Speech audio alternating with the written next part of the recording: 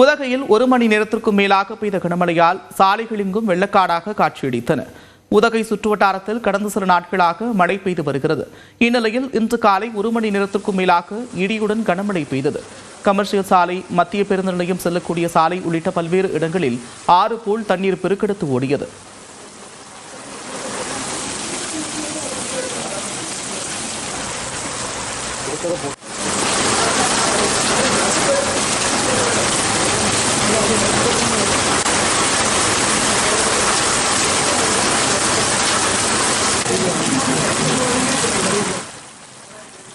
மலை ரயில் நிலைய வளாகம் மற்றும் ரயில் நிலையம் முன்பு நிறுத்தப்பட்டிருந்த கார்கள் தண்ணீரில் தத்தளித்தன. இதனால் வாகன ஓட்டிகள் சிரமத்தை சந்தித்தனர்.